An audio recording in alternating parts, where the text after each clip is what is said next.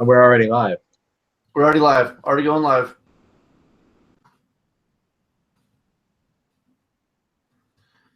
Okay.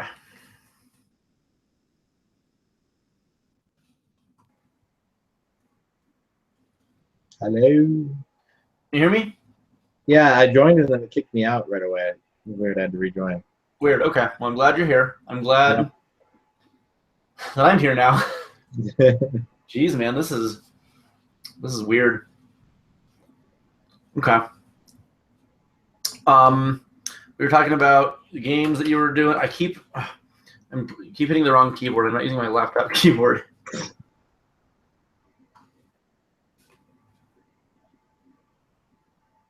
Is there a different link that people should know about? Yeah, I just posted another extra link to my personal post. And I'm going to post one to the Cyberzone. Okie doke.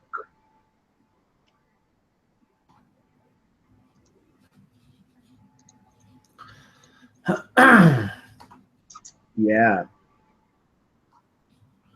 Okay. All right.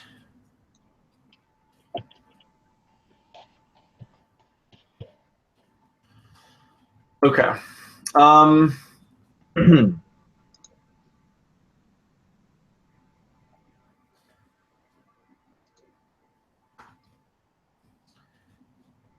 right. Good.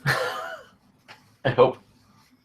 For now. It says live. All right, 0 viewers. Hopefully somebody will pop back in here.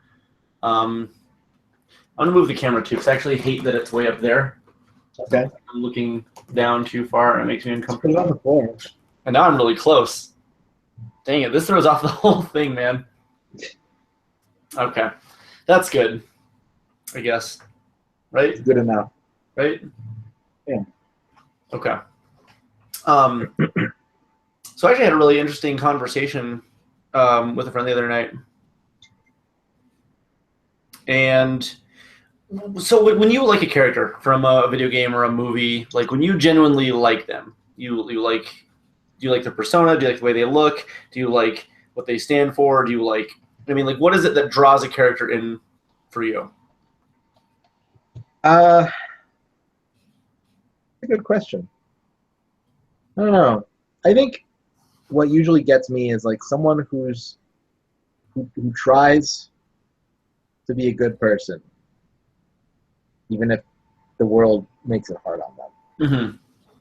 But I also have a thing for like moody boys. Like Squall, okay. I've always liked, and I've always liked him because he's just sort of like above that shit. Everyone's like, "Oh, we got to do this thing. We got to go save. The mission's gone all wrong." He's just like, "Shut up. Like, I don't care." Yeah. You don't like that? No. So like a character that theoretically has layers. Yeah, something more to find out. Okay, Kellen is messaging. I'm letting him know. Okay, I gotta turn the chat back on.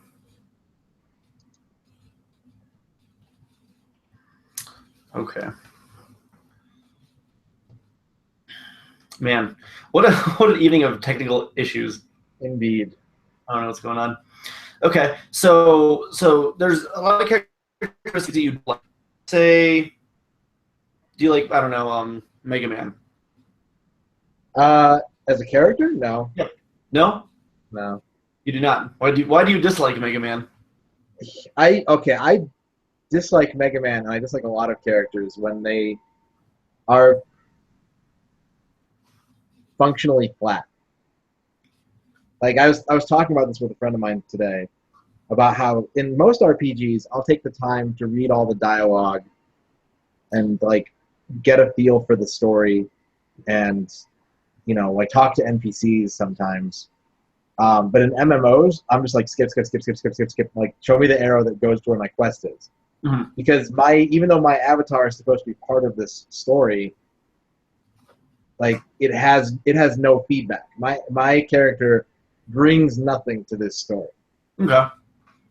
And I feel that way about Mega Man with a couple exceptions, and they don't ever really get more than like a blip's notice. Like there's a couple endings and a couple intros to Mega Man games that are like, oh, like Mega Man has some depth to him, but then it's immediately just sort of like, nah, don't worry about it. Mm-hmm. So is it really like in terms of Mega Man's like persona? What about like his design, or do you feel that like he's a very fun heroic character to be in simply the gameplay role? Yeah, I like controlling Mega Man. I like making him get in leather and do things in bed. That's funny. He's a leathery fellow. The idea of controlling Mega Man. But I mean, yeah, that's exactly what I'm asking. Okay. And as far as like character design, do you think he's fun to look at? Do you think he's like? I like his head. I'm not a fan of his body. Okay, I like his head, and I like his boots, and everything between that, I'm not really digging. Okay. So in terms of like a game character that you do really like, whether it's Ryu Hayabusa or Ryu from Street Fighter, sure.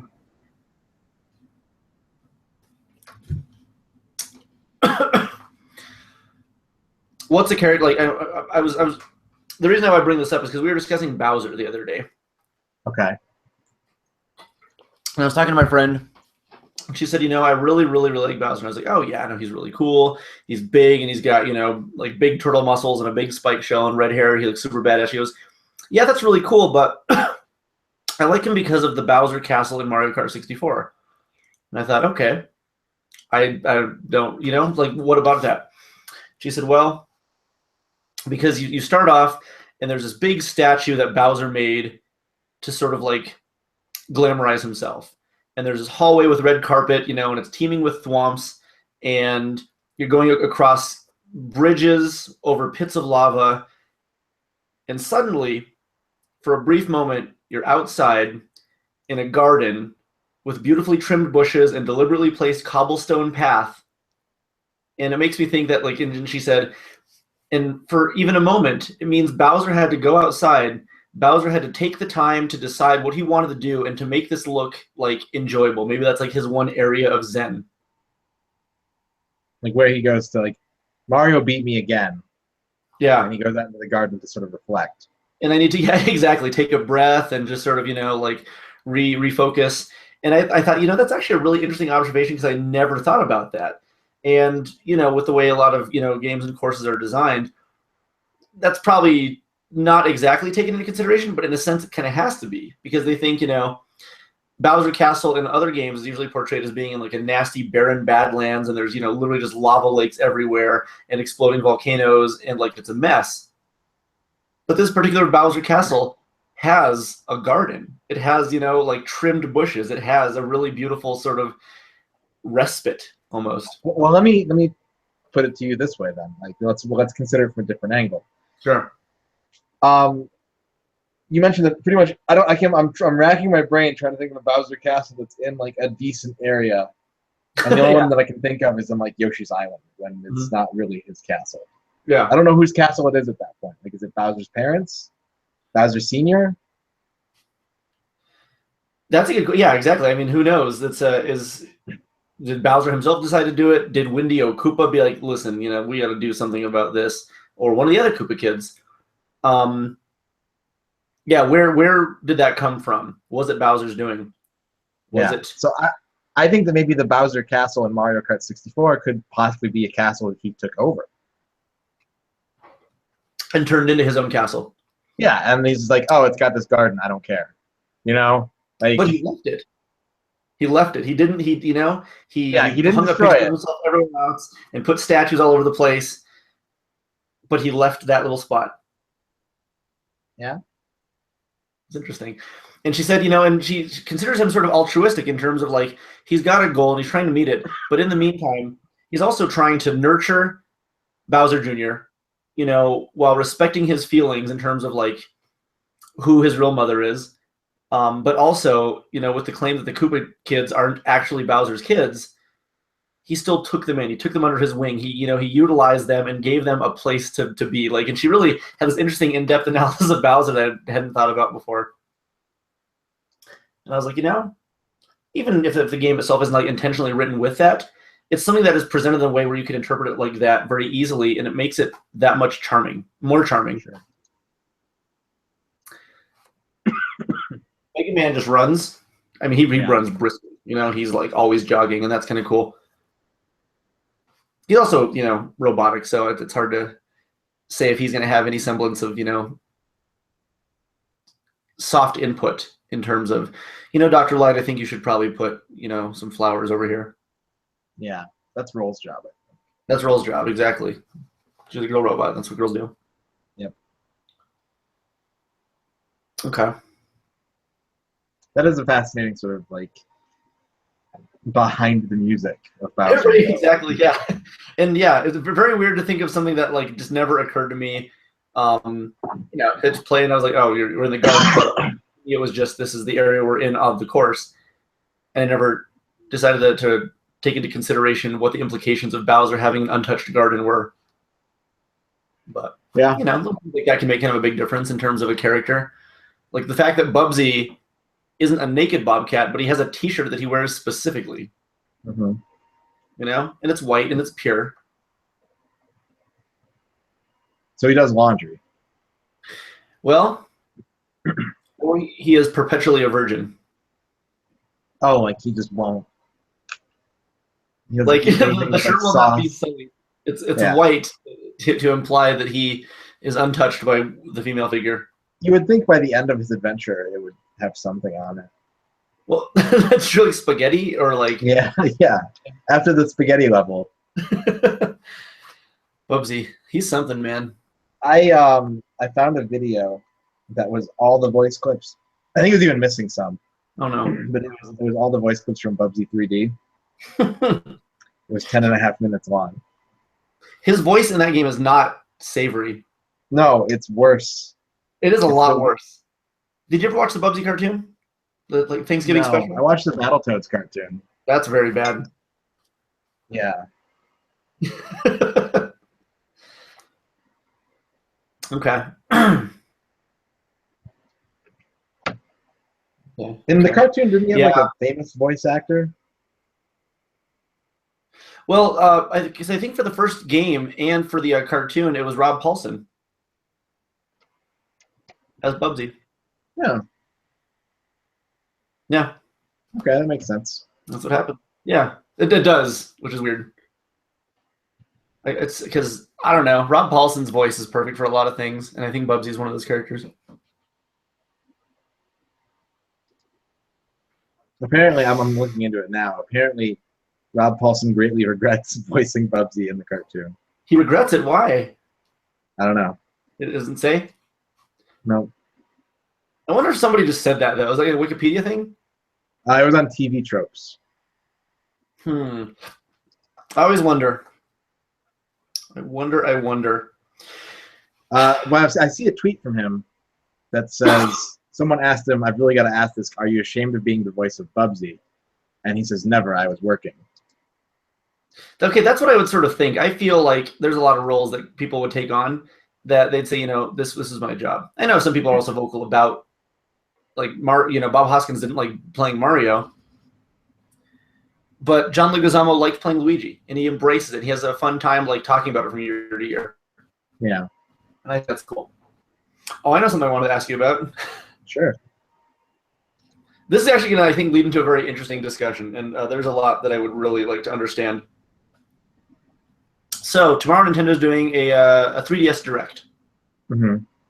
There's a lot of speculation that NX information is going to come later in the month, sometime in September. People are really chomping at the bit to hear NX news, which in a sense is kind of cool because it's already creating buzz, and people know literally nothing. Okay? Yeah.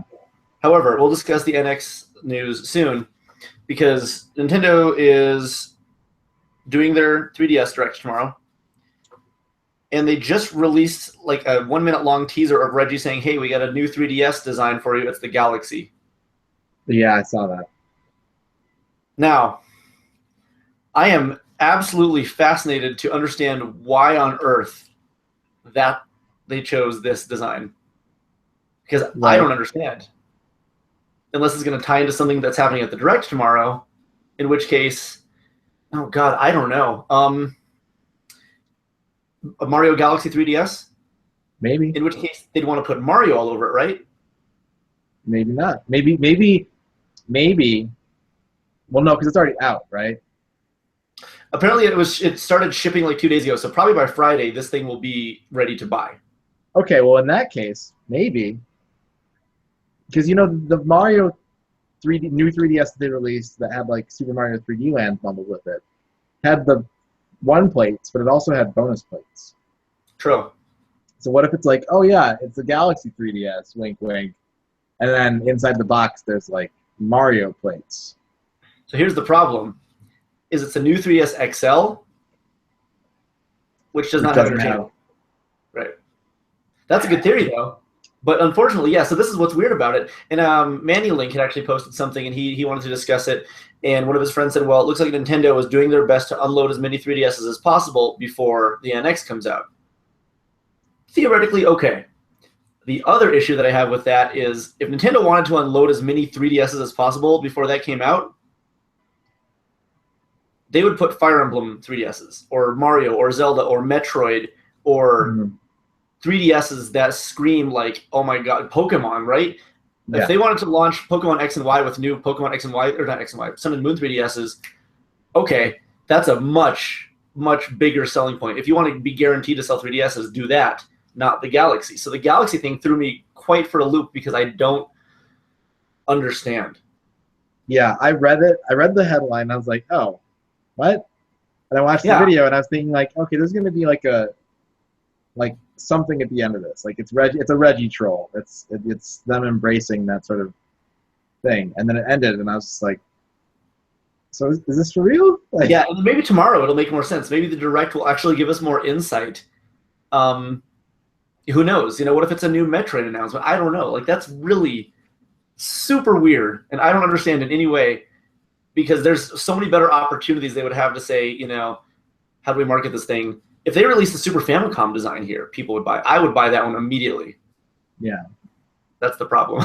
I saw a friend playing. I saw the inside of his 3DS, and it had the colored buttons. I was like, oh my God, did you get like a Super Famicom 3DS? He's like, oh no, it's the Blastoise one.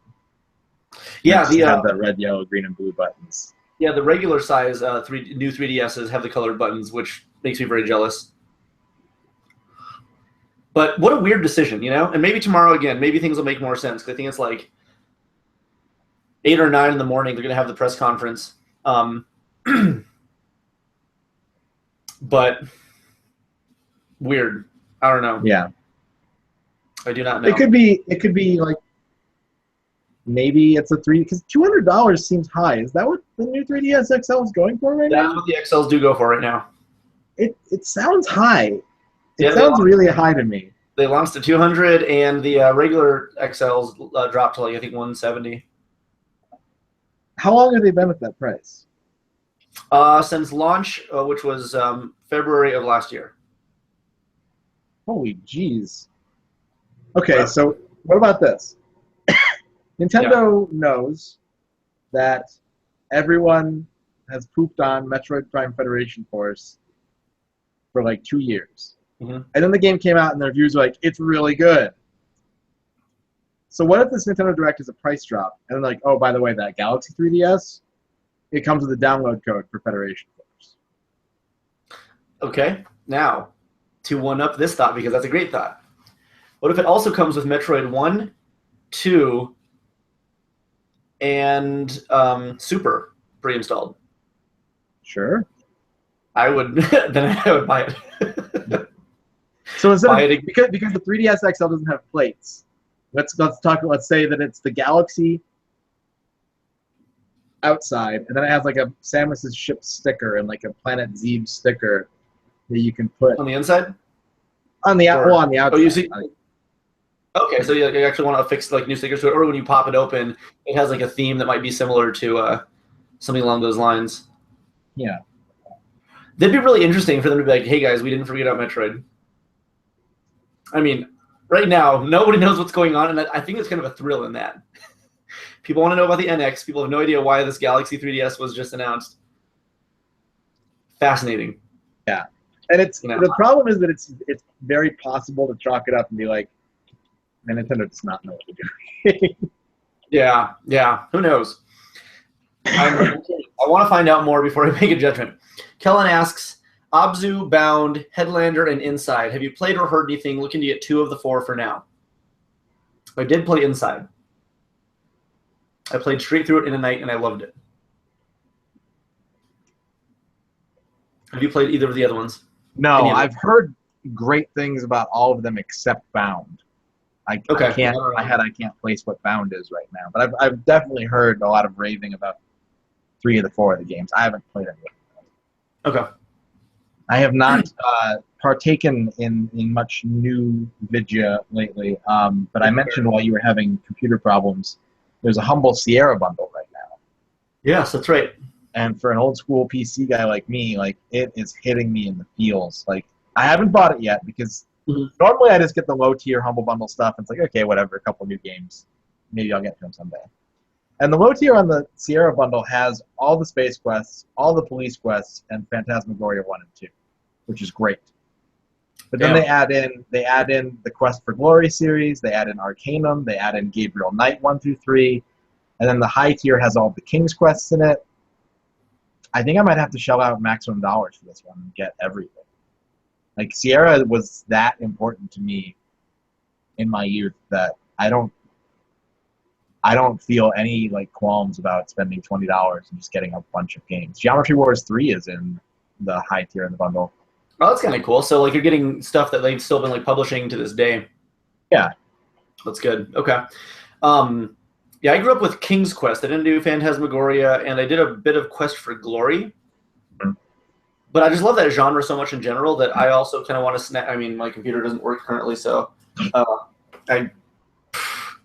don't know what I'll do. Maybe I'll buy it anyway because I'll get it eventually. But the interesting thing, the timing on this is really weird because these games came out on Steam, I think, a day before the bundle happened, and they were marked like $9 a game. Like standard, like not for the collection, like $9 a game. So what about people who like saw them appear on Steam yesterday and went, "Hey, cool," and then bought them, and now they're just like, "Oh, dang it." I mean, Steam gives refunds if you haven't played 2 hours of the game yet. So what if as long as they didn't like buy it and like, yes, all night we're doing this. Yeah, like, just blitz it. Could have happened. Could have happened.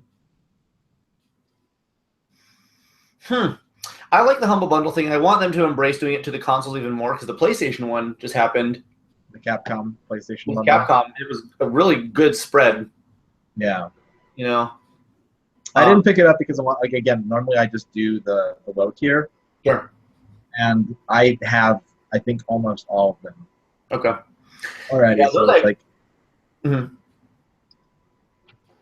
I just wanted to end up snagging those codes so I could give them away on the Facebook page. Sure. I don't know, man. It's crazy. But I like that like companies have been embracing that. I like that Nintendo's been embracing it, mostly in that like they allowed it to happen on their systems because I guess they didn't really, they didn't put Nintendo games in there. A Nintendo Humble Bundle would be insane though. Like if they were like $30 and you get 15 Nintendo games. Yeah. Like that's unheard of. I don't think they would do something like that because they know how much money they could get. But I'm curious how many sales they could end up getting if they started like doing that for some of their like downloadable titles, virtual console stuff especially. It's already so good.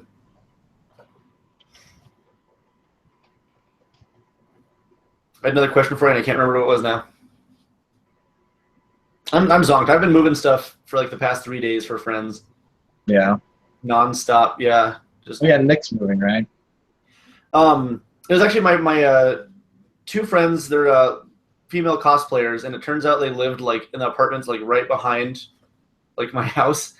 Oh. And so then they ended up moving like all the way across town. So I've been helping them do that, which sucks because we've been hanging out a lot and they're really cool. But now I gotta drive like 10 minutes to see them. So whatever. Yeah, we're moving in about 7 weeks. Oh wow. Okay. You guys moving far? No, we're staying in town. We're gonna get a house though. We're gonna get a bigger space. And part of the thing too is that I work from home. Aaron is going to be working from home, and Trent works home part time. So we need like a big place for the three of us to live in and also work. So we're looking at like 4-bedroom places. We're looking at places that have like converted garages and we're just looking for something that can accommodate everything that we do. Mm-hmm. Okay. Well, that'd be kind of nice. Is it like I can't think very straight right now. Are you gonna have like a game room, or still sort of like, because you have your main setup like in your living room, right? Yeah, and that's mostly out of necessity. What we're looking to do with like my games and everything, I don't think we're gonna have a game room, but I'm going to have a dedicated space for my computers so that I can stream and not bother anybody and also not be bothered.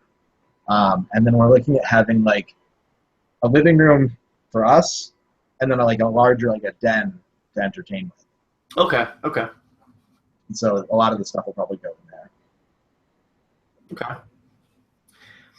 So I want to engage as well at this point in viewer discussion. Okay. Looking at you guys. Oh, I thought you meant me. Oh, you're watching.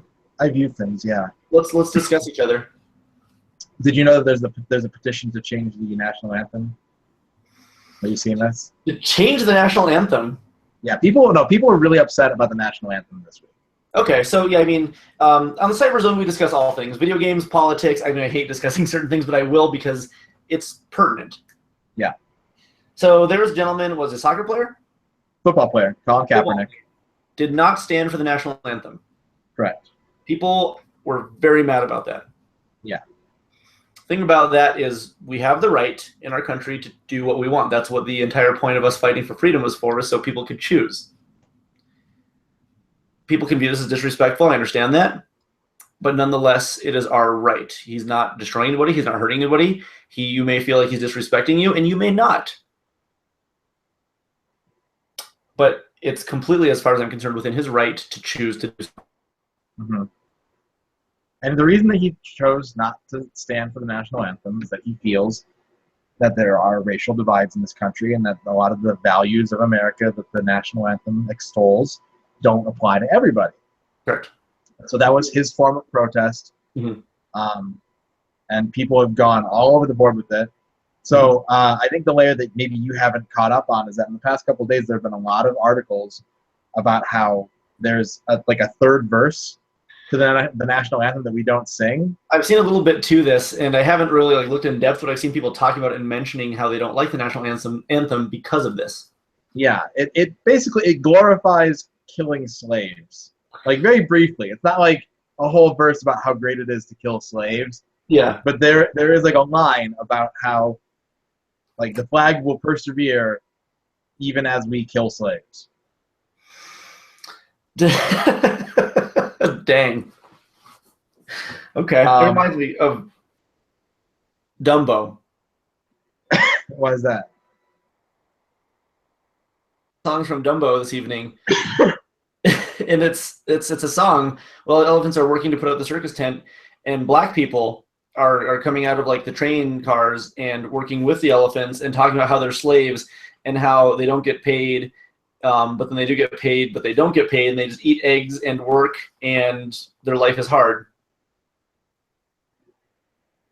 So okay. Yeah, it's a really interesting song. I'd actually, if you look up like Dumbo song racist, it's they have rapscallion. I can't remember exactly what word they use to describe them. But it was a really interesting thing that I don't remember. I haven't seen the movie since I was a kid. And it wasn't like, blackface racist, in that regard, but it was very much, it's interesting because it was animated during a time when in America, that was still a very prominent problem, Mm-hmm. They were the labor. They were simply used as resources, and it was extremely demeaning and dehumanizing of the entire thing. So even close to our era, that was still a problem, not even just hundreds of years ago when this country was being signed into existence. Yeah. George Washington is getting his teeth blown out with exploding cigars. So there's a petition going around to change the national anthem. Mm-hmm. And the petition is to change the national anthem to City Escape from Sonic Adventure 2. Okay, I did see that. I think Omar posted that. I would sign that. There are already over 10,000 signatures. How much would it take for this to happen? I mean, even if we get the signatures required, I think there'd still have to be a legislature that says, okay, we'll do this. But like, if X amount of signatures get signed, do they have to seriously consider it? If X amount of signatures get signed, I think it gets shown to the president. That's the most that happens. Okay. So by the time this thing like might potentially follow through, if Barack Obama's it would be great if he was just like, okay. And then like, on like the last day, he just goes, by the way, check. And then just like walks out the door. And then boom, whoever's next, Hillary or Trump or whatever awful thing is, like, that's what they have to live with. Yep. Go to a baseball game and just hear City Escape. That's exciting. There's some pretty good lines in the petition as well. Like lyrical lines? I thought so. I guess maybe it was just one of the articles I read. But yeah, it says, I suggest to President Barack, and he spelled Barack wrong. It's President Barack Obama. Very okay. That we change the national anthem to Ted Poley and Tony Harnell's more upbeat and less controversial Escape from the City, as featured in the smash hit video game Sonic Adventure 2. Tell us, America, would you rather be reminded of the constant violence and threats faced by the soldiers of 1812 to get to the still divided point in U.S. history, or be set free by the rush of danger lurking around every turn as you follow your rainbow at the speed of sound? That's way better. Oh, God. Well, okay, so if you had to pick like a new national anthem, would you stick with City Escape or would you pick something different? Like, City Escape is funny to me. I think I would get really tired of hearing it if it became the national anthem. Okay, I've got a proposition for you. Sure.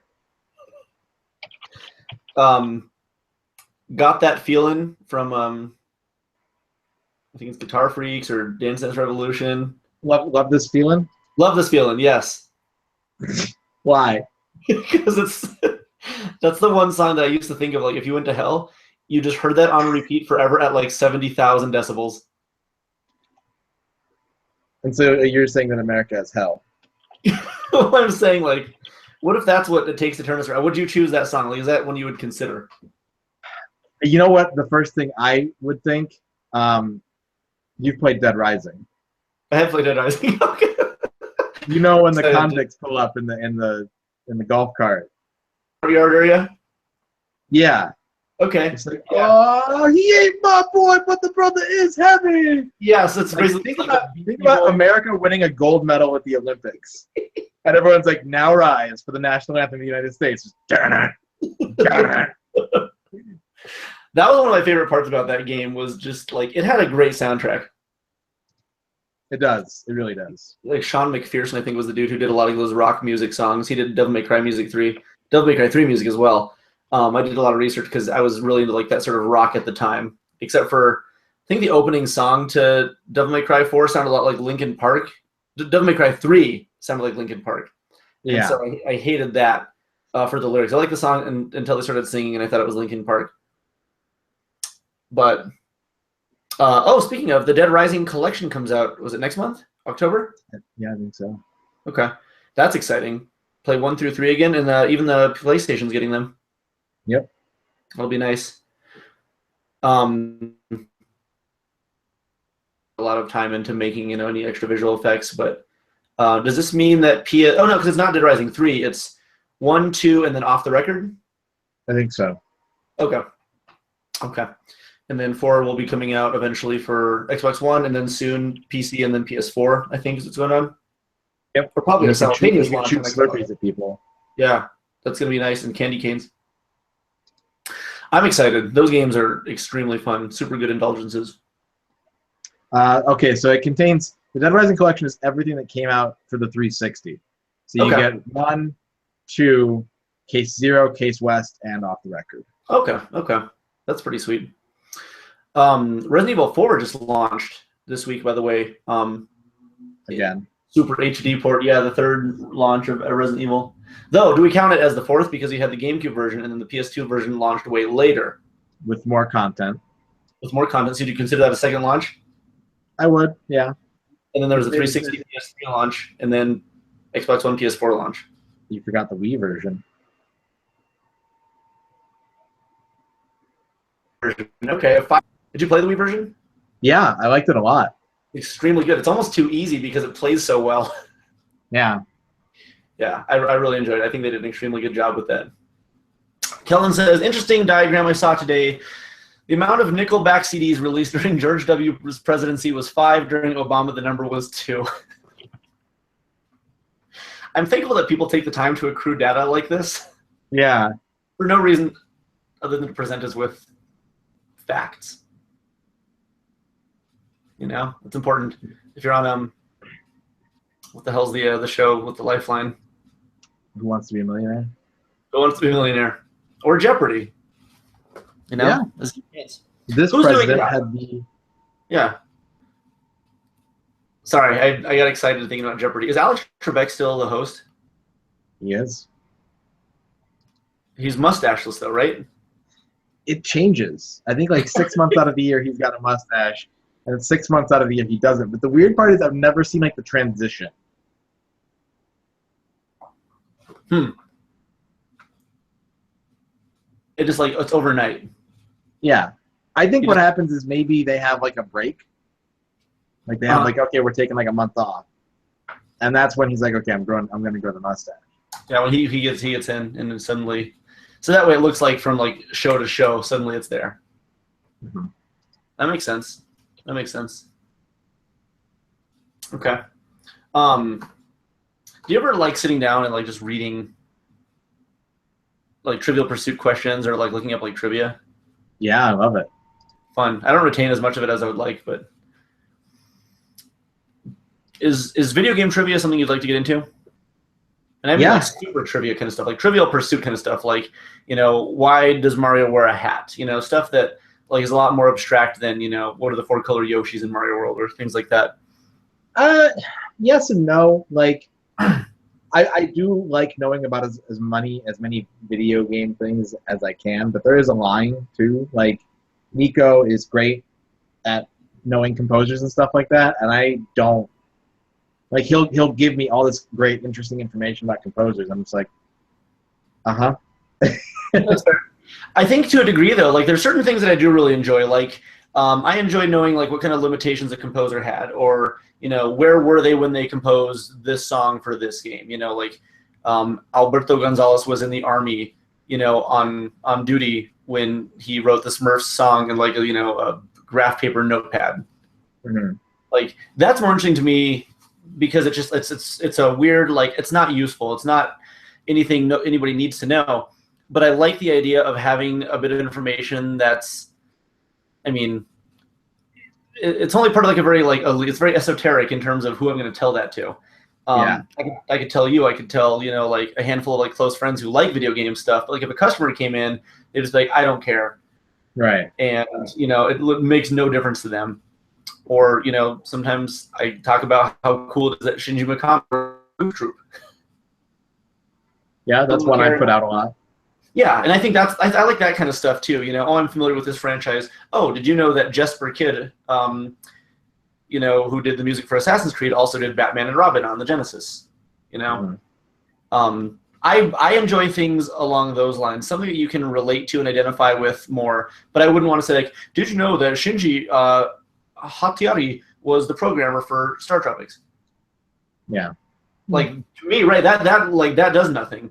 But when you say, you know, Shigeru Miyamoto actually programmed this, or that didn't happen, but Iwata, you know, did first program Balloon Fight, and he used the code, and they had, you know, pitched it to Acclaim, or not Acclaim, or, you know, Midway or whoever.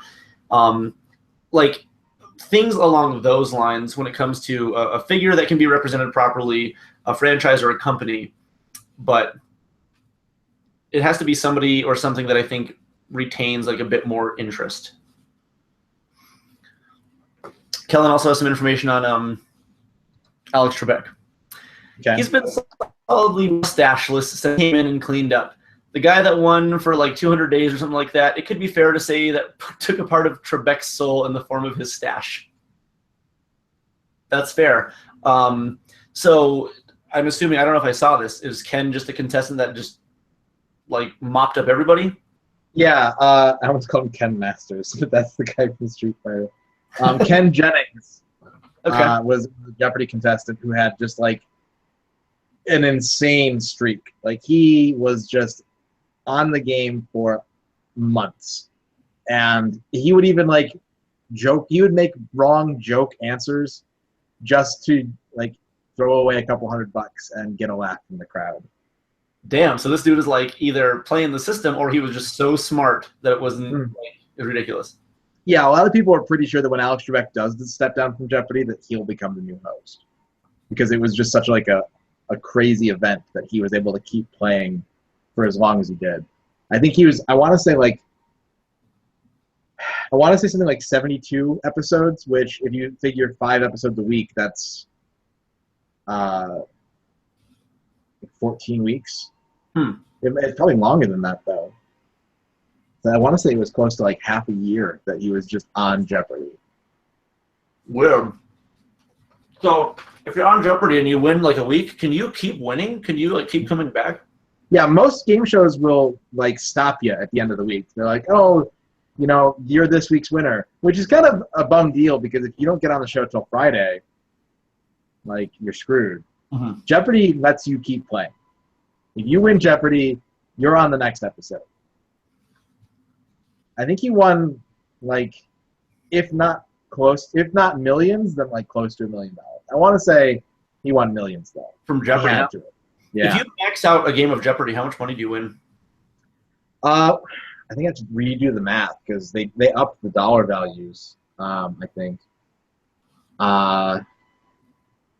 So if each category in double Jeopardy is worth 4, 8, that's 1,200, 24, 40, 6,000. So every category is worth 3,000 in Jeopardy and 6,000 in double Jeopardy, and there's 6 categories. So just base math, that's 18 plus 36 is like 54,000, right? And that's just doing every answer correctly on Jeopardy and double Jeopardy. Okay. Where the wrinkles come into play is that you can bid it all in Final Jeopardy, and if you hit your daily doubles late, you can double your money 3 times during the course of that game. True. So, I mean, theoretically, I think if you had a perfect game of Jeopardy, you would have a lot of money.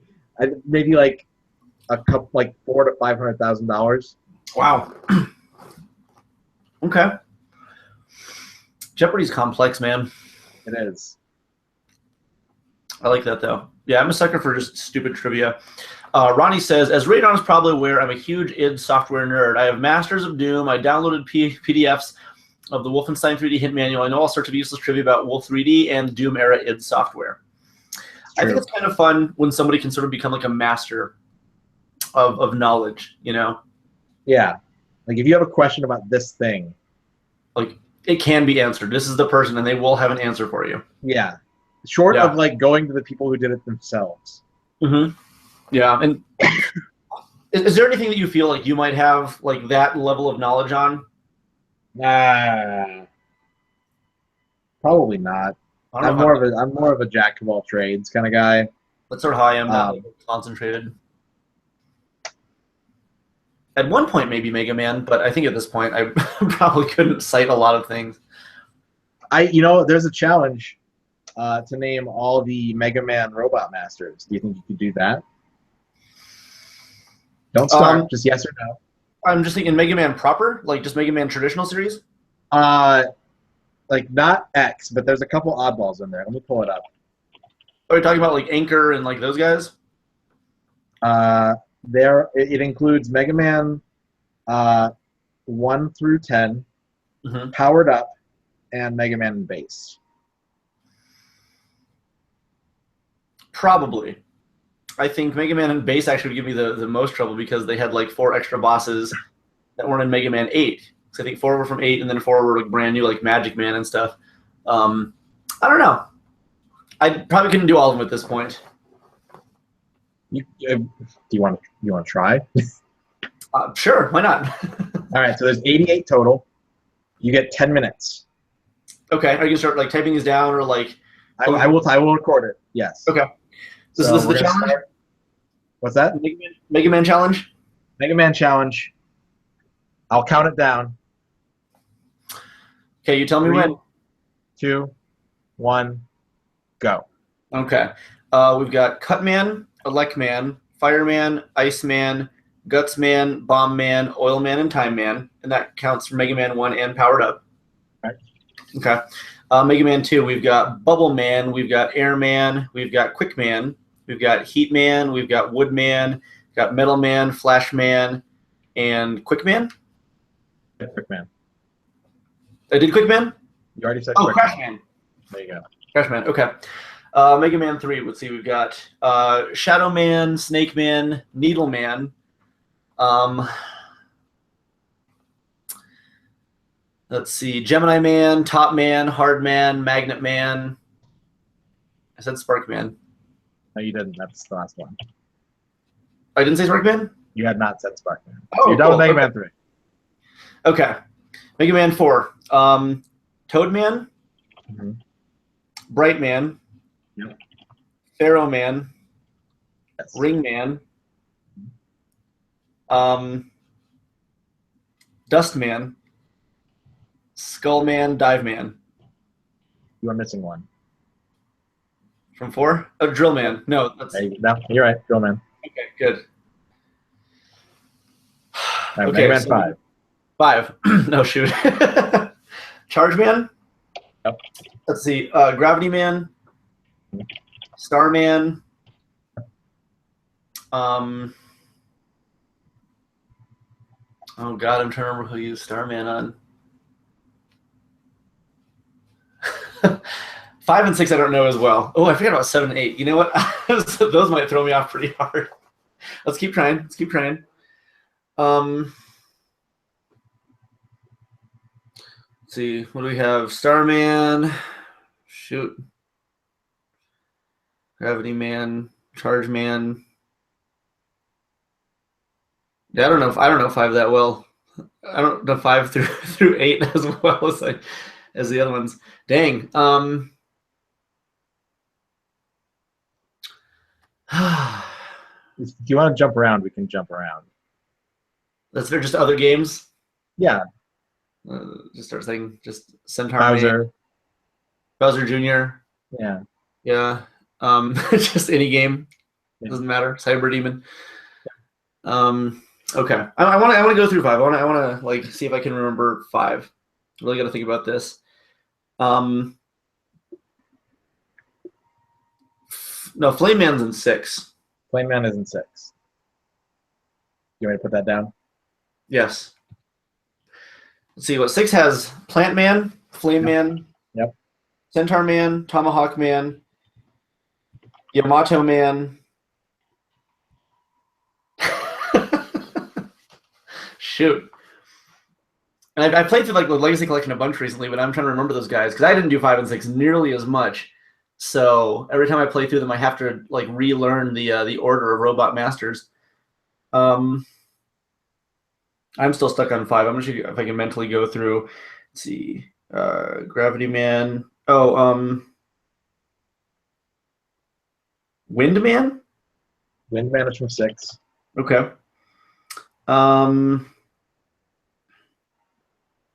Blizzard Man. Blizzard Man is also from 6. How am I missing from 6? You're missing 1 from 6. Okay. Jeez, this is getting dangerous. You have about 6 minutes left. Okay, so I'm doing all right so far. All right, let's jump into 7. Turbo Man, Shade Man, Burst Man.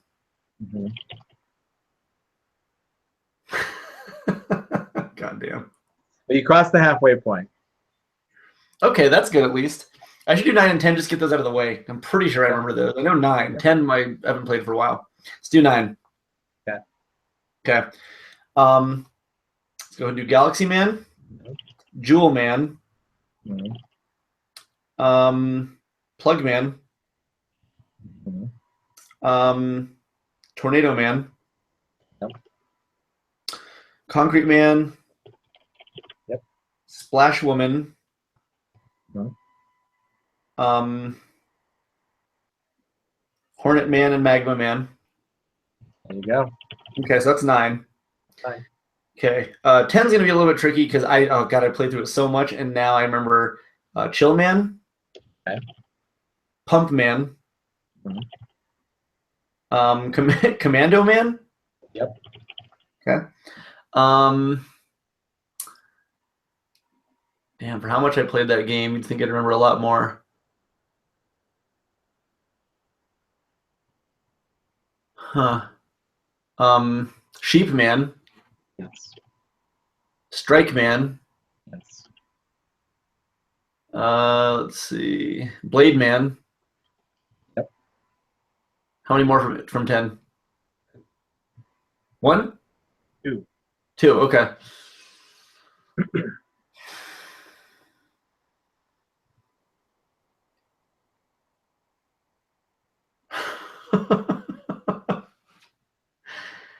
Dang.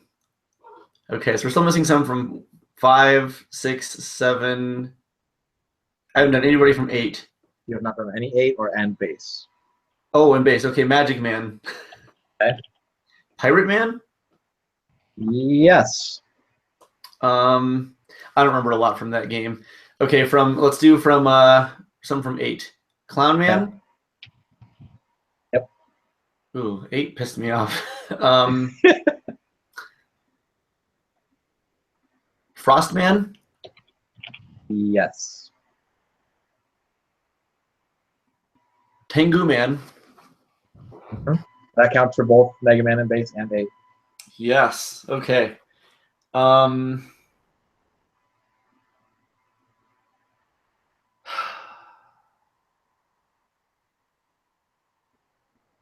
trying to think. As I actually haven't played 8 since the Anniversary Collection came out for the GameCube. Not a huge fan of 8. It looks beautiful, but it's very dull.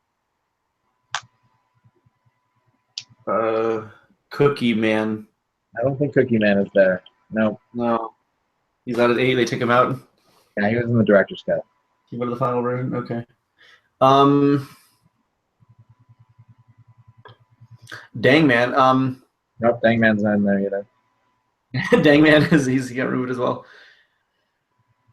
Okay, trying to think of the rest from 10. We got Commando Man, we got Strike Man, we got Blade, we got Sheep.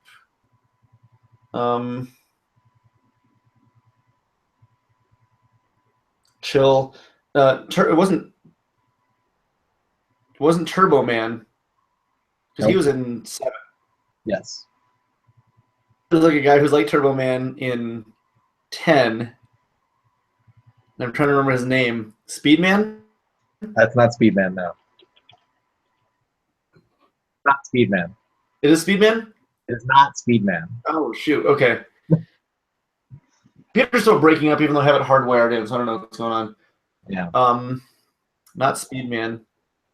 Driftman? Not Turbo Man. It's not Driftman. Wheelman? No. Why can't I remember his name?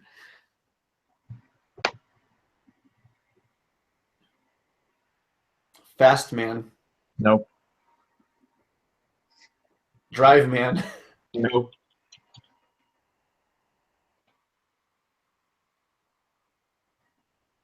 What could his name be? This is going to be awful.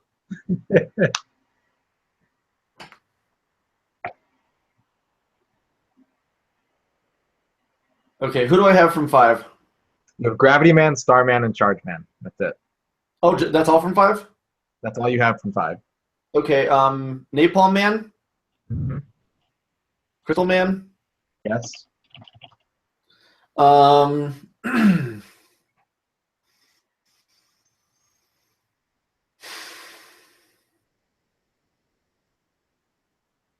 Dang, dude. You have about 30 seconds left. Do I? Okay. Yeah. I did say Charge Man, right? You did say Chargeman. Good. Did say Shade Man, Burst Man. Holy cow. I'm going to be so mad when this is over because I'm going to know all the ones that, like, you know, easy ones. I mean, stuff that I've been super familiar with. I just can't. Yeah. 1 through 4, no problem. 9, no problem. I'm sad that I'm missing a couple from 10.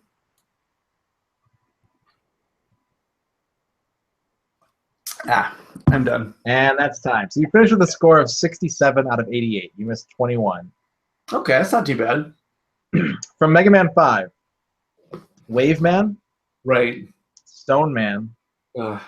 and Gyro Man. From Mega Man 6, Night Man. Oh, right. Thank you. From Mega Man 7, Freeze Man, Junk Man, Cloud Man, Spring Man, and Slash Man. And I knew those two. I not in the memory banks. I was not going to get those. From Mega Man 8, Aquaman, Grenade Man, Search Man, Right. and Sword Man. I'm Search Man, okay? Yeah, exactly. That's one I should have remembered. Astro Man is in both 8 and in base. No, he's actually the one I should have known first because I'm Astro Man, and he sounds really worried. Yeah. Other and base enemies are Dynamo Man, Cold Man, Ground Man, and Burner Man. I wouldn't have remembered those at all. Mega Man 10 has Solar Man. Right. And you thought of like every other racing term except Nitro Man.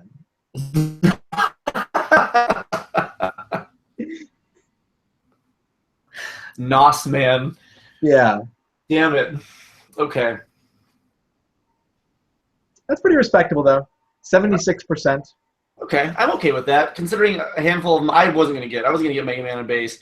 I probably wasn't going to get most from 7 or 8. So I'm actually happy with that. Solar Man and Nitro Man, though. Right. Oh, man, for as much as I played that game. 9, though. I actually just went through 9 again fairly recently. Yeah.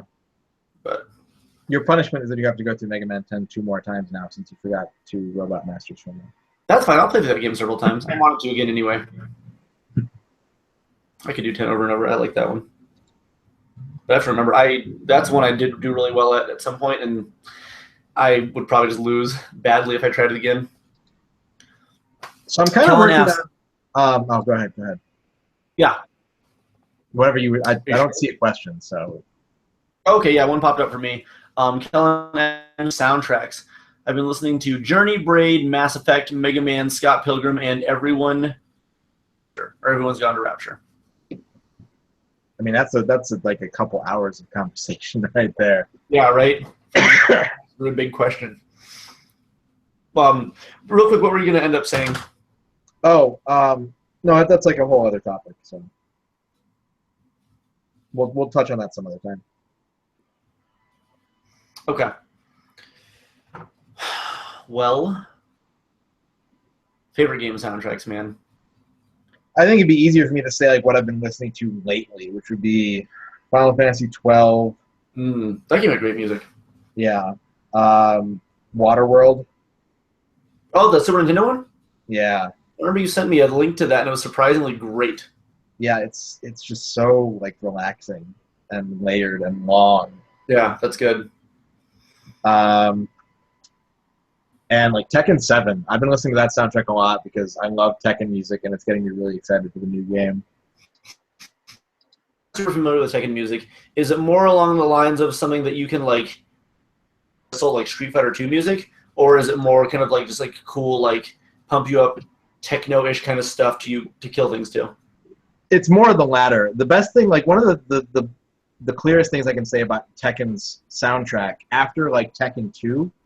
Like, especially starting with Tekken 3 and then moving forward, whoever they get to do the music from game to game, they basically tell them, like, take what's cool in music right now and compose that for Tekken.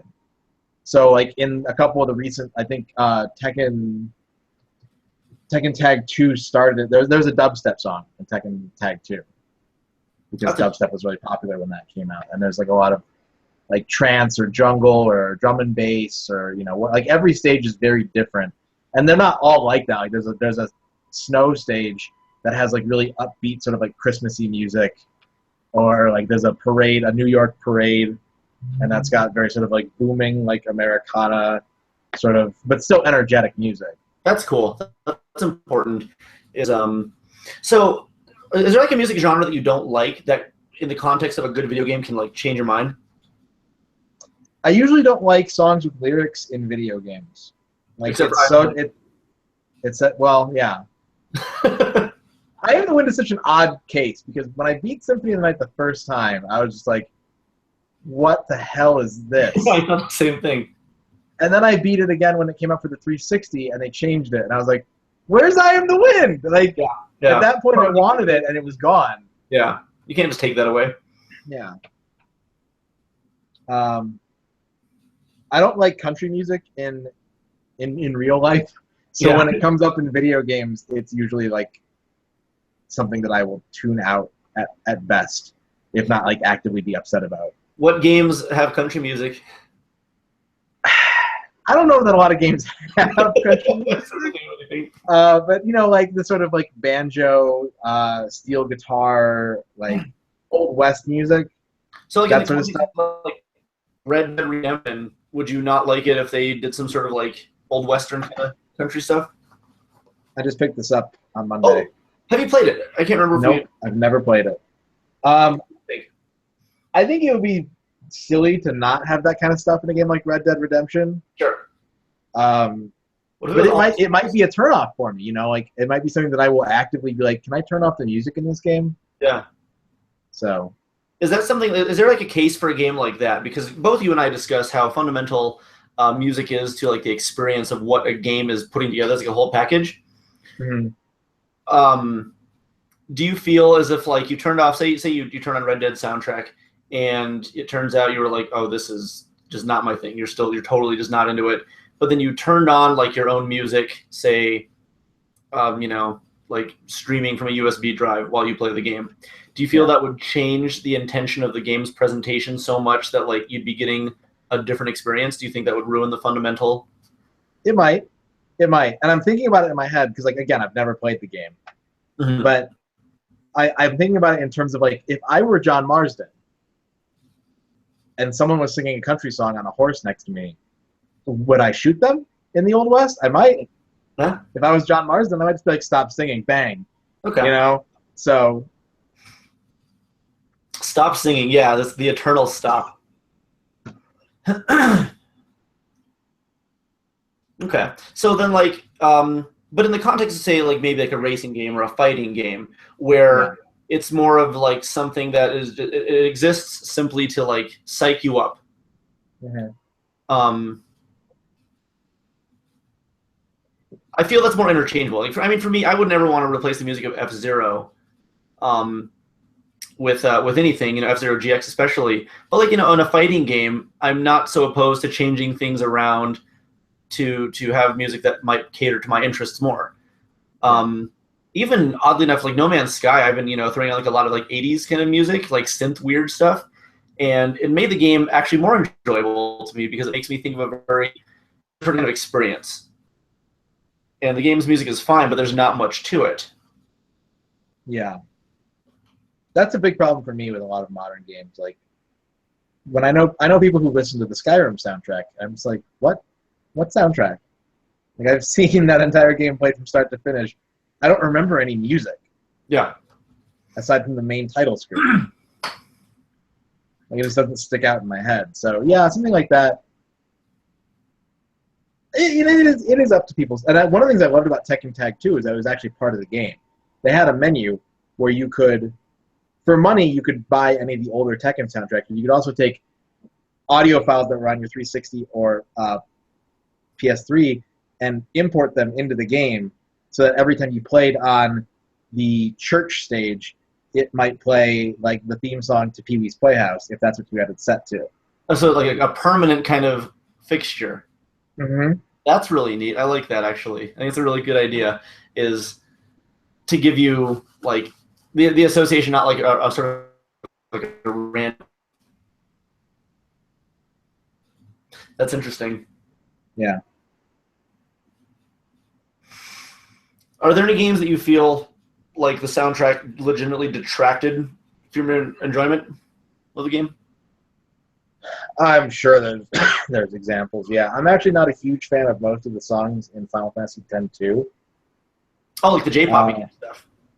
Well, the J-pop stuff was fine actually. It's like a lot of like the town music or like the field music. Like I love the battle music in that game, but like a lot of the field music I didn't enjoy.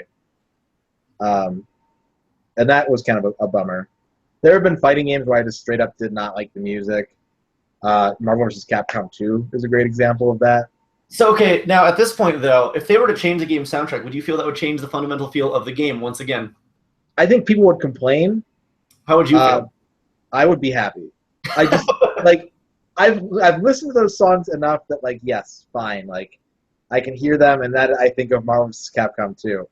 But one of my big complaints going from MVC 1 to MVC 2 when the game came out was like, wait, where's all the great like Marvel vs. Capcom 1 is one of the best soundtracks in a fighting game. And every character, every theme is character dependent. Yeah. And so when I saw Marvel vs. Capcom 2, I was like, this cast is huge. Like the music's gonna be great. Yeah. And it was just that bad like acid jazz. It was a really weird decision. So, like yeah, if they went back in and did like MVC 2 remastered and imported or made like new songs for each of the characters. Mm-hmm. I mean, that game moves fast enough that you'd only hear like 10 seconds of a song. Yeah, but I would prefer something like that. Yeah. So in terms of also like a design for a game like that, one of the big things that I think is really important in Smash Brothers, it does and it doesn't do it, because you have like every character's, you have a Wind Waker stage, and you have a Mario stage, and you have, a Fire Emblem stage, blah, blah, blah.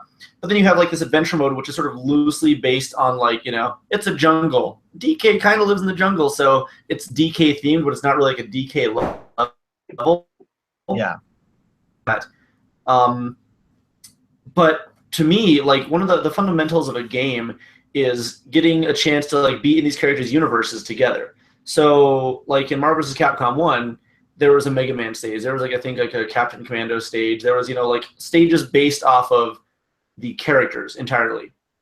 And in 2, it was a desert or a carnival or a glacier or a clock tower, and they didn't really correspond to anything other than the characters are meeting in like this other new world.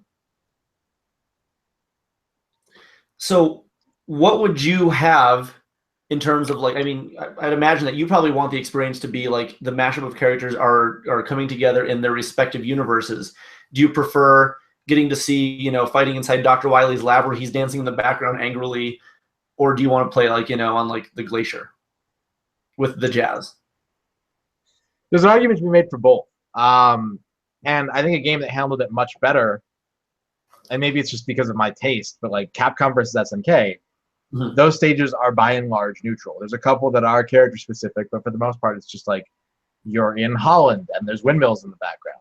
Mm-hmm. I think the soundtrack to that game is much, much better, and it offers no fan service. There's no character themes in that game's soundtrack.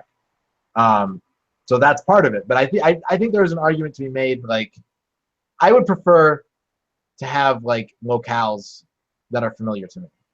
Like, I think it would be cool to see, Strider and Morrigan fighting in the Danger Room.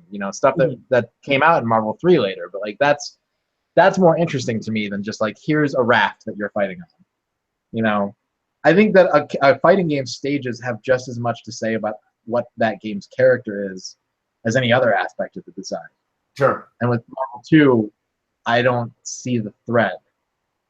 Right. I know that completely makes sense. One thing we discuss often is like the importance of like a good soundtrack is that a soundtrack has a voice. The character does. It's identifiable autonomously. It can exist, and you can hear Terra's theme from Final Fantasy VI and immediately go, I know what that is, I know who that is. You can hear a Like Man's theme, and it's immediately correlation. But then when you have like, I mean, you can still think of like some of the weird jazzy songs from Marvel's Capcom and think, oh, that's, the carnival level, I guess. But it doesn't have the same kind of like character. It doesn't have the same sort of like delivery in terms of, like, oh, right, that was this situation or this character, or it was just sort of there, you know? And but then when you had Marvel's Capcom and Mega Man comes out and starts playing the Mega Man 2 Victory Battle music, or the title theme or whatever, it was exciting because now not only is Mega Man here, but like, right, his anthem is blasting. Yeah. And it's identifiable in every level. It's not just kind of like, background music. It's very much like, this is what's happening. We're celebrating this character. And it's almost like the game is cheering you on to have Mega Man be victorious. Mm-hmm. Yeah. One thing I do usually cite, I was talking with somebody about this, I don't know, a couple weeks ago, but a great game with a bad soundtrack becomes a good game. Yeah, no, it's true. And an okay game with a great soundtrack becomes a good game. Yeah, absolutely. I think great music can make such a huge world of difference. Even Pictionary, I respect infinitely more as a game now, simply because of the music. Yeah. Absolutely. Or I haven't had as much exposure to Waterworld soundtrack as you, but I'd be more inclined to go into the game playing it, knowing that I'm getting a better experience on even one singular front. Mm-hmm. Doesn't matter. Like, games are multimedia. And you have to take into account how they look, how they sound, and how it feels to experience it. Like, those are three core aspects that I think you can get away with getting two of them right.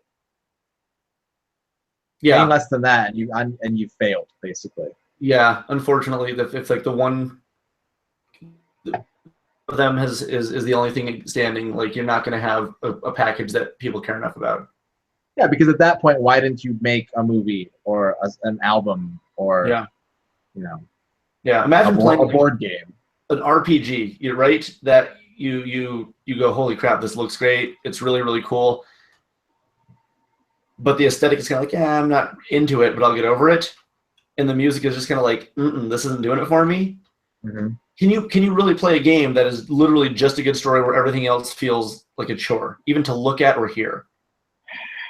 I don't think I can. Yeah, that becomes like a question of endurance. More or less. Literally go to get this one thing. Yeah, doing it just to complete it, not even for the sake of wanting to participate. And that's bad. That's frustrating. I don't want to be in that position. There's a lot of like Paladin's Quest on the Super Nintendo. It is functionally like your average RPG. It plays a lot like a standard, just move your guys around the map, get into battles, find the boss. There's not a lot to it. But I hate the color palette, and I don't hate the music, but I don't remember it. Like, it has no resonance with me. Mm-hmm. And so it's a game that I own, and I'm like, man, I really got to go through like my old Super Nintendo RPGs and clear those out. And I see that one, it's like, Yeah, it just becomes simply like, do I have to? It's for the checklist, though. Did you play Lament of Innocence? No, I own it, but I have yet to play it. I'd be curious to see what you think of that game as well, too. Because it's a game that a lot of people I know didn't really like it that much. Yeah. Simply because of the soundtrack, I was infinitely more drawn to that game than maybe I needed to be. Because I wouldn't say it's exceptional. I wouldn't say it's bad. But, like the graphics were very much like, this is a 3D PS2 game. It was nothing remarkable. It didn't have the charm of what Castlevania normally does. All the rooms were kind of like the same. But it was fun to play. It had great mechanics, and it had an amazing soundtrack. Because of that, I had no qualms playing all the way through the end without issue. Okay. And I guess it's almost like one of like those magic formulas when all three of those three things can come together. Yeah. Like that's when you get all three, that's when you can sort of like geek out and just be like, oh. Yeah, yeah. This is everything. You get the chills, you get the tears in your eyes. I do anyway.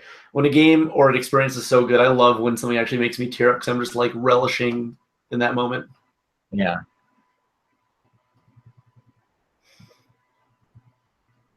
Have there been any games recently that have made you feel like that? The last one, like, 'cause usually when I cry at a game, it's at the end. I've always, for some reason, like, I think it's just the emotional catharsis of getting, like, flushing the whole story out of me. You're You know, and completing. being like, okay, this is over, and it's like, woof. And that Mhm. usually hits me pretty hard. The last game that maybe the only game that I remember crying in the middle of was Journey. Say once more. I didn't hear it. Like crying in the middle of, and then you said what? Journey. Oh, Journey. Yeah. Yeah. The scene where you're, like, in the tower and, like, you're sliding down the sand, like, in a spiral, and the sun's coming through, like, all the slats and the open areas, and I was just like, I wasn't even playing it in HD. I was playing it on, like, my old CRT monitor, and I was just like, oh my god, like, holy Yeah. shit, Yeah. and it made me cry. Like, That's amazing. It's astounding what games can do, what they can present to us. That's amazing. yeah, That's coming out, I think, next month for PS Plus, yep. PS3 and 4, and I'd love to go through that one again. So when you went through it, did you do multiplayer or did you just do it single player? I did it single player, and I did it so well. I maybe I need to clarify what you're asking. I was doing it single player, and it was so late in the game's life that there weren't a lot of people playing. Okay. And in addition to that, I already knew what to expect if I did encounter someone else. But it was about, I think, like 3 levels in that I finally found somebody, and they knew what they were doing and just sort of, like, triggered everything but didn't point me in the right direction. It was weird because I was always kind of, like, bemoaning, like, oh, when I play that game, like, someone's just going to know how to do everything and they're just going to do it all, and I'll just be going through it. But I didn't really jive with that game's style of puzzles. And so the fact that there was someone sort of just letting me move in a straight line, more or less, made it much more enjoyable. That's kind of cool. You got a chance to experience it the way you wanted to with somebody else's, help in a sense. Yeah. But that's actually really, really cool that it sort of complemented your gameplay style. Yeah, because I did the first couple levels, and I was just like, oh, like, this is, I don't like that I can only jump so much, and I don't like trying to find these tiny little details and, like, bring them together to complete a puzzle. Mm-hmm. And, like, right when I was sort of getting to the point where I was just like, I don't know, like, this is getting sort of tedious, this other person showed up and just took care of all the work for me and let me sort of just experience the world, it was very fortunate, fortuitous. Mm-hmm.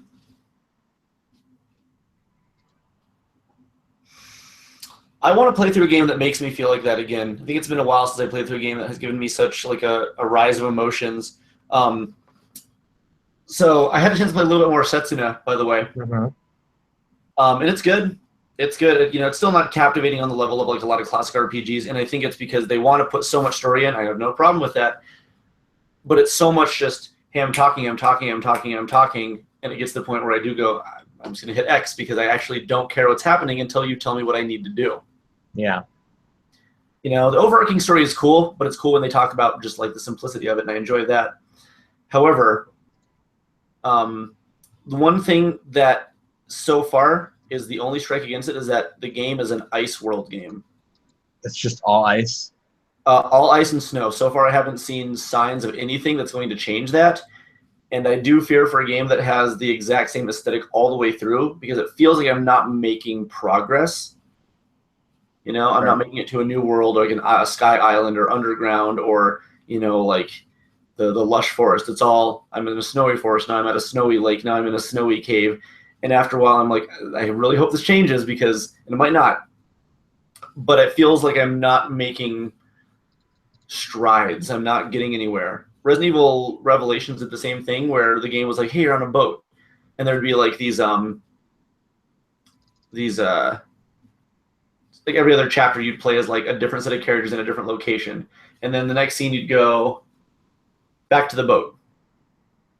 And then another like chapter, and then you back to the boat. And so I was constantly at the boat so much in the game that I never really felt like I was getting anywhere. And ultimately, like, that ended up boring me to the point where I was like, I don't know if I want to play because I've been on this boat this whole time and it's not exciting enough to keep me interested. Yeah. So, Kellen says, how do you feel about a game that like takes place? I mean, Dracula's Castle was a bad example because that doesn't so much take place in one area. It unfolds into becoming one area. But like, what about a game where you are in? You can't extend beyond certain boundaries. Like the game that I have in mind right now is the Resident Evil Dead Aim, right? Yeah. Like you're on this boat, and you can assume that maybe at some point you'll get off the boat, but you don't. You're just on the boat. Like, how do you feel about a game that takes place in one locale, but things keep sort of changing about that locale? Like, what's your opinion on that? I think it could do it if it's presented in a way that makes it feel fresh. Like, it makes it feel like, you're discovering more facets of this place. Like, oh my God, there's maybe a secret room. Like, if you're like in a cabin, say a game where you're trapped in a cabin and you unlock enough puzzles to unlock like a new room, and then maybe the new room has new stuff. And if it felt like I was making progress to get out of it, I would like that. But that's also like if the game is set up. I don't like the idea of like, with Setsuno, it's a world that you're exploring. The whole world is snowy, Mm-hmm. So being in a whole world where something's the same feels like kind of like, yeah, I'm in a town that's snowy. The nether town is snowy. The town after that is a snow town. And that kind of like atmosphere is difficult. With the boat, I've retreaded back to the same spots over and over. Go to the captain's bow, come back to the main room. All right, go to like the crewman's quarters, then back to like the main room. And it felt like retreading can be done if it's paced in a way that makes me feel like I'm progressing. And Resident Evil just never did. But I'm trying to think if there's like been a game where you've been stuck in one spot that has felt interesting. And I'm sure there is. I can think of like a lot of examples that don't quite fit the conversation. Okay. Like, I remember playing Final Fantasy VII for the first time, and I was just like, when am I going to get out of Midgar? Oh, yeah. And the rest of the world like wasn't ever quite as interesting as Midgar was. That's also true. Yeah. It was an interesting dichotomy. Yeah. Okay, so Stephanie actually asked me something. She says, did you ever feel that Grow Home was kind of repetitive in the Rome area? I think what was okay with Grow Home to me is that it was not a long game. It was actually very short. If you wanted to complete it, it took a while, but Grow Home is largely massive land, grow this beanstalk up to like another massive land, grow it further up to like different other masses of land. But because it didn't take long to ultimately do that, I think it was probably good. It could have also benefited from having like more diverse areas ultimately, but I think if the game was just any longer, it would have been paced to the point where I would have gotten bored. Mm-hmm. But I'm trying to think of like Punch-Out. You're in the boxing ring the whole time. I guess like they change colors. The floor mat is different, and maybe that's enough. It's feeling like I'm moving up somewhere, because even like if the floor mat changes colors, it's like, oh, now I'm in like this next circuit. Well, Punch-Out is, I don't know, like for me, yeah, like the mat does change colors, but that wasn't ever like a big deal. I did a blindfolded playthrough of Super Punch-Out a couple of nights ago. I uploaded the clip to YouTube. That's impressive. And well, it wasn't a full playthrough, but you played it. I played it, and I played a couple other games. I played Killer Instinct with the blindfold on. I played Super Star Wars with the blindfold on, and I played Castlevania 4 with the blindfold on. And I did terribly in all of them except Super Punch-Out. And Super Punch-Out, I made it to Bald Bull. That's pretty impressive. Blind. And the reason for that is that there's no movement in Punch-Out.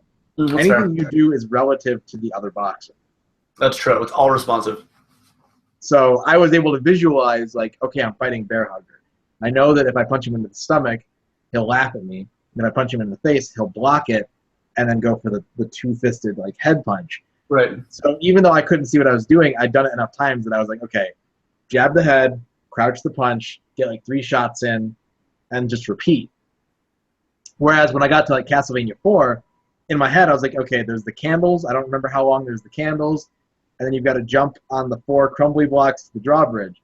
and I did not make it to the drawbridge in like 5 lives because that was so amorphous. Like, yeah, you're in the garden and there's some candles and then there's some blocks, like, and that's all that I could remember. Mm-hmm. Like the actual distances and the timing, I had nothing for. So, Okay. I'm trying to think if there's any game I could play blindfolded at all. I don't know if I could. I think you'd be surprised at how well like a game like Punch-Out works. But again, like anything that involves spatial movement, becomes problematic. So here's what I'm curious about. I was thinking about this the other day because I was looking at I was watching a Mario 2 speedrun. And there's some spots in that game that are very impressively set up for the fact that like you can make certain jumps so specifically. One of them was in World, I think it was 7-1. It was in World 6, and there's just like a bunch of like those albatrosses, and like a big giant gap open floor. Mm-hmm. And the guy chose Luigi, and he was just running and jumping exactly, and every single jump would lead him directly to the next one, to jump to the next one, and they were spaced out so far, but it was perfectly spaced to where, like, if that was the intention behind this design, they nailed it. Yeah. I wondered if that was actually the case, but then I started thinking about Ocarina of Time and how people do, like, the blindfolded runs, right? Mm-hmm. So what if you had a game, Ocarina of Time, and the condition was that literally you could look at the game, but the only thing visible was Link. All the sound effects were exactly identical. The sound design was 100% the same, but the only thing visible besides like a blue a skybox or whatever, it was Link and that. Do you think that would throw things off because when you're not looking, when you're approaching something from like a sound place, you're doing something very specific by knowing where you are in relation to all these things. But the moment you visualize that, do you think that would throw somebody off? Maybe, yeah. I think you could test this. You could easily test this theory by opening up like Super Mario World or Super Mario All-Stars, Mario Brothers 1 on Mario All-Stars in an emulator, and turn off all the sprite layers except for like the one that Mario is on. Mario. And maybe the background layer. Oh, that'd be so interesting. I wonder. Maybe I could do that. That'd be interesting to try. Yeah. Super curious about that. I watched a video of a Tim Allen Doom wad, right? Yes. And it replaced everything with a picture of Tim Allen. And when I say everything, I mean the walls were all a repetitive picture of Tim Allen. The monsters were pictures of Tim Allen. And it was the same picture. The gun was the same picture of Tim Allen. The bullets that came out of the gun were the same picture of Tim Allen. All of the HUD icons were the same picture of Tim Allen. And every letter in each line of text was the same picture of Tim Allen. Yeah. And it became immediately disorienting to be like, wait, everything is this one thing. Like at first, you walk down this hallway and you see like 4 sort of Tim Allen faces that are clearly not part of the background. Yeah. It's like, okay, that's got to be enemies. But then like the pickups are the same picture, and like every line of text, every letter is the same picture. And eventually it's just like, where am I? Like, how do I know what is what when everything is the same thing? That's interesting. Okay. I actually really like that idea too. That's really strange, but I'm glad there's a world of people out there who do things like this that aren't me. It's things that I would want to do if I had, the patience and time. And Ken asks a question, or he says, this sounds like a Peter Molyneux game pitch. Imagine a world where you can see only your character and nothing else. Would you still play knowing there may be nothing there? Isn't that just No Man's Sky? That's right. Go to a planet, there could be nothing on the planet. That's fair. Okay. And then Kellen says, as the guy who lives in Wyoming now, I'd like to hear both of your thoughts on Firewatch. I love the story, and it takes place during actual events based here in 1988. I have not played Firewatch. Nor I. Though, and I know almost nothing about it, which I kind of enjoy because I want to go into it at some point. But Nick Weinman commented on the Blue Lady podcast last night, and he said that Michelle and I should actually play through Firewatch together. Number one is because she doesn't play games; she's not a gamer, but he would like to get her feedback and input on that game and like what it is. And I think that'd be interesting. I really like getting the perspective of somebody who's not familiar with something, or not even like versed. Like if I said, hey Michelle, how many bits? She wouldn't even be able to say the Nintendo's an 8-bit system. She doesn't know or care. Yeah. Her opinion on something that she can, ingest objectively, like the story of a game, or the visuals, or the music, or any of those factors. It would be interesting to take something like this. And Firewatch, again, I don't know anything about, but I've heard it's a game that's worth playing, and worth playing with somebody like her, is what was suggested. I like the idea of sharing video games with people that relate to a subject that they are experts about, but they don't know the video game. That'd be interesting. Mm-hmm. Like go to an auto shop and be like, hey, have you played Gran Turismo 5? Yeah. Like, okay, well, like, let's sit down and like look how you can tune your car. Why would I change the slip differential on the right rear wheel? Right. And like get that whole like, oh, well, yeah, that makes perfect sense. Like if you're gonna go to a course like this, you'd want to do that. And like they might not be good at the game because that requires a whole other skill set. But, like to get that sort of expert opinion, someone who knows a lot about a subject that a game revolves around, mm-hmm. and could provide that feedback. I think that's kind of an interesting idea. I'm trying to think of like a psychological game that Michelle actually might be into, and I'm trying to think of like Phoenix Wright or Life is Strange, and those are still really like Her Story. What do you think about that? I actually don't know anything about that, and that might be a great game for her to look into. It's all FMV, and it's all like witness testimony. I have a really important question for you. Yeah. I am suddenly stricken with an incredible, uncomfortable case of diarrhea. Yeah. Do you want me to see if I can bring my phone into the bathroom and like log in? Not really, no. Okay.